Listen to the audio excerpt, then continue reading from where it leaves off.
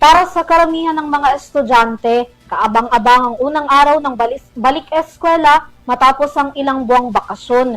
Ngunit sa halip na saya, takot ang bumalot sa mga estudyante at kaguruan sa Mindanao matapos yanigin ng malakas na lindol ang maraming bahagi nito dahilan para masuspinde ang klase. Tungayan ang kabuuan ng detalye sa report na ito.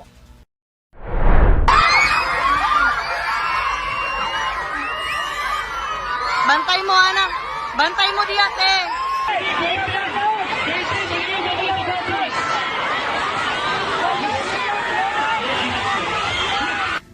Ilan lang ito sa mga paaralan sa Davao Oriental at Davao Occidental na lubos na nakaramdam ng magnitude 7.8 na lindol na tumama sa Mindanao kasabay ng unang araw pa naman ng pasukan. Ang dalawang eskwelahan na makikita sa video, kapwa nagsasagawa ng flag raising ceremony sa labas ng kanilang mga gusali nang tumama ang lindol. Sa mga litratong ibinahagi naman ng Coast Guard District Southeastern Mindanao, nirespondihan ng mga ito ang Santa Cruz National High School sa Davao del Sur kung saan ilang mga estudyante ang nagpanik at nawalan ng malay bunsod ng lindol. Dahil sa mga naipaulat na insidente, agad na kinansela ang mga klase sa lahat ng antas para sa mga apektadong paaralan sa Mindanao, alinsunod na rin sa agarang direktiba ni Pangulong Ferdinand Marcos Jr. Epektibo ito hanggang sa susunod na abiso ng DepEd upang matiyak ang kaligtasan ng bawat mag-aaral, guro at kawani ng paaralan.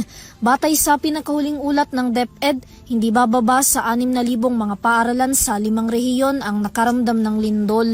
Tinatayang nasa 3.2 milyon na mag-aaral at 128,000 teachers ang apektado nito. Maaari namang gamitin ng mga eskwelahan ng kanilang maintenance and other operating expenses o MOOE para sa pagkukumpuni ng mga nasirang pasilidad.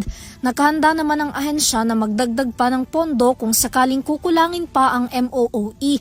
Sa ngayon, naka-activate ang Emergency Response Mechanism ng Kagawaran ng Edukasyon para sa rapid assessment at structural safety inspection sa mga paaralan kasunod ng pagyanig at aftershocks.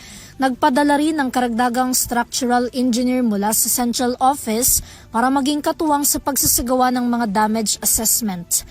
Para sa EuroTV News, Vanessa Cleofas, sumasaludo sa bawat Pilipino.